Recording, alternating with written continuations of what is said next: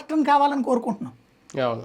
చేస్తే very simple logic. ఇప్పుడు నీ ఏరియాలో నువ్వు నీ మనిషే ఉండాలి. ఇప్పుడు చివరికి ఇంత దరిద్ర పరిస్థితి ఇంకెప్పుడన్నా ఉందా? ఉద్యోగాలు రాజీనామాలు చేయించడాలు ఏంటి, అంగన్వాడీలని, ఫీల్డ్ వర్కర్లని, ఇలాంటి పరిస్థితి గతంలో ఎప్పుడు జరగలేదు. ఈవెన్ జగన్ కూడా చేయలేదు. ఎట్లాగా ఉద్యోగాలు రాజీనామా చేయించి మనుషులను పెట్టుకునేటటువంటి స్టేజ్ ఏంటి? అది ఒక ఎత్తు అయితే, ఫ్యాక్టరీలో వీటిట్లలో కూడా మీ స్టాఫ్ని తీసేసి మా స్టాఫ్ని పెట్టు అంటే, మేము పంపించిన వాళ్ళని పెట్టు అంటే, ఇక ఫ్యాక్టరీ ఎట్టా పని చేస్తుంది? రేపు అన్ని పని చేయమన్నారు అనుకోండి, మా సార్తో చెబుతాను అంటాడు. అప్పుడు ఫ్యాక్టరీ పెట్టడానికి ఎవడన్నా వస్తాడా? ఫ్యాక్టరీ అసలు పని నడుచుద్దా? కమ్యూనిస్టుల యూనియన్ల లాగా తయారవుతుంది. అంతే కదా. అవును. ఆ స్టేజ్కి వస్తే అసలు రాష్ట్రం ఎట్ట బాగుపడుతుంది నాకు అర్థం కావట్లా.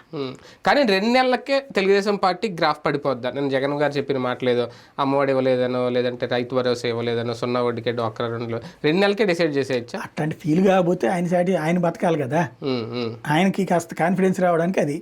బట్ ఒకటి, రైతు భరోసా ఈ పార్టీకి పడాలి కదా, ఖరీఫ్ పడలేదు, అమ్మ ఒడి పడాలి,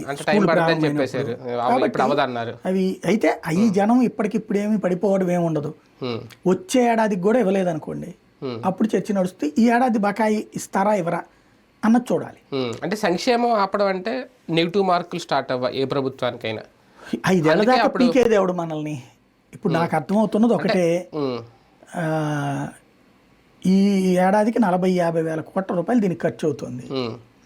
ఈ ఆపేసేస్తే ముందు ఆ డెవలప్మెంట్ యాక్టివిటీస్గా పోలవరానికి కాదనుకోండి, అమరావతి కన్స్ట్రక్షన్స్ వ్యవహారాలు,